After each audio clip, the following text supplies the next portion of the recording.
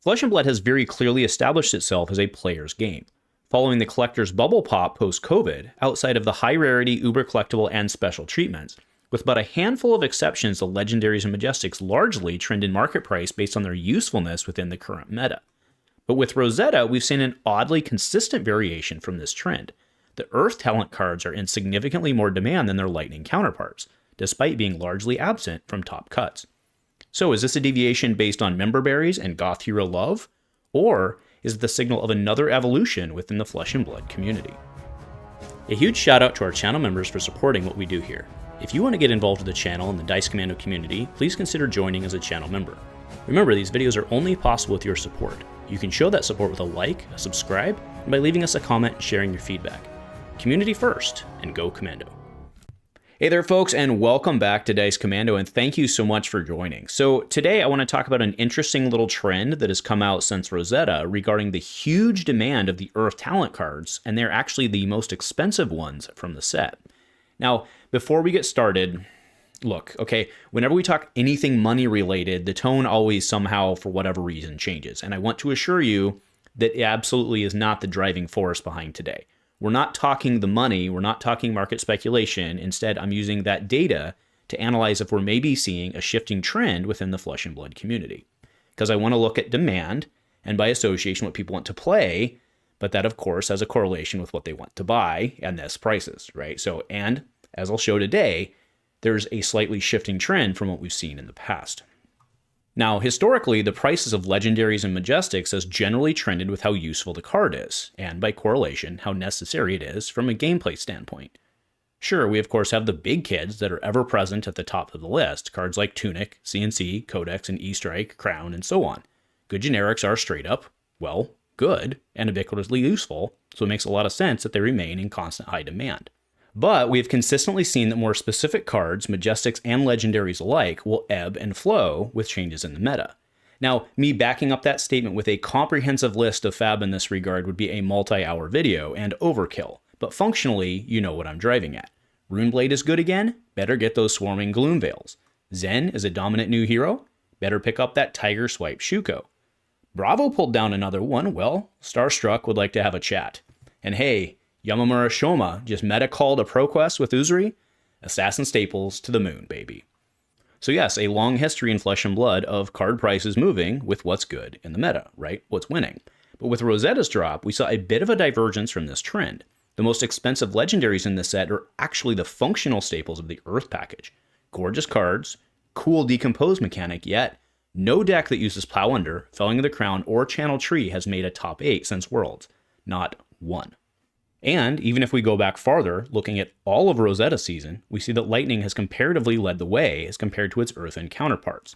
If we look at all the reported CC top 8 placements since Rosetta's release, we see that Lightning has a greater representation.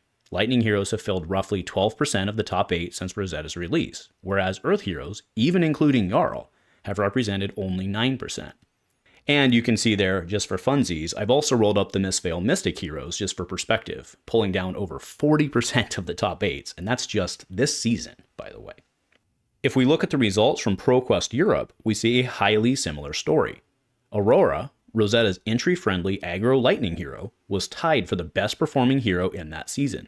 She alone scored more wins than the other Rosetta heroes combined, and at the talent level, Lightning had a 7% advantage over the Earth talent. What is interesting about PQ season is that it actually shows a greater representation of local metas, and it definitely favored Lightning. And at the highest level, let's take a look at the Living Legend performance from the Rosetta season, again on the Classic Constructed format.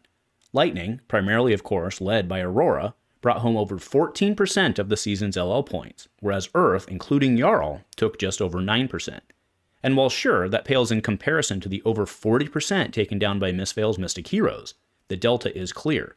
Lightning has a clear performance advantage. Aurora is the highest performing of the Rosetta heroes. Not only was she tied as the best performing hero with Enigma during ProQuest Europe, but Aurora has alone dominated top 8 placements as well as gathered more Living Legend points than any other hero in her set. By all measures, Aurora is outperforming her Rosetta counterparts. And historically in Flesh and Blood, we should then expect Aurora supporting cards to thus be the more desired ones, which, in typical Econ 101 fashion, should correlate to higher prices. But interestingly, this is actually not the case. Here, I'm showing a comparison of some of the Earth Chase cards as compared to its Lightning counterparts.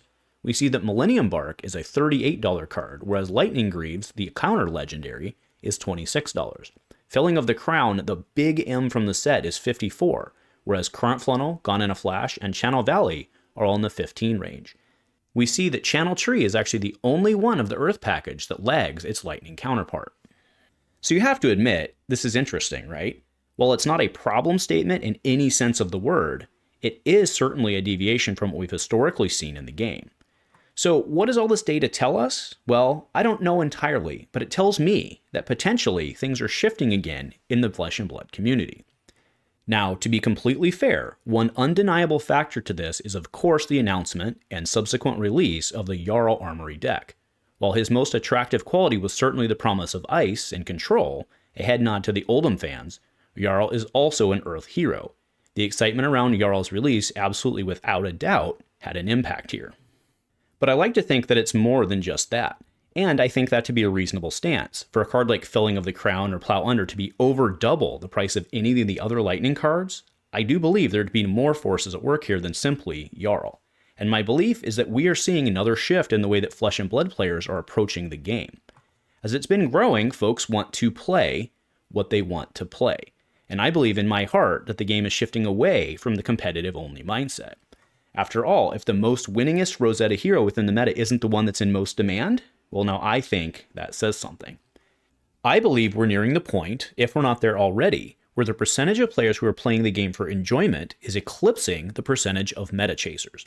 And sure, these folks might not be the loud ones. You won't hear from them on the Twitters, the Butterflies, or the various Discords. But somebody out there is buying this stuff, right? And it's not the folks who are purely chasing tournament results. Of that, we can agree. Florian has been nothing short of a fan favorite since his art spoiling. The goth emo vibes and the promise of the decomposed dual trigger really strikes that deck builder itch. And Verdance has been less popular for sure, but she has a lot of promise as well. While Battle Mage might not be the flavor of the month, I think that a lot of folks are using the opportunity to build their arsenal, so to speak, for the day when she's ready to go. So with that said, I suppose you could ask, and fairly, why do we care? Well, I care because I think it's a signal that Fab is taking the next step in its evolution of growth. And, clearly, there's more to it these days than who is just winning.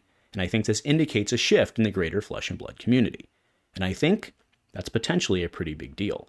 Let me know if you agree and what your thoughts are. Thanks for watching, my friends. Have a great week, and of course, go Commando.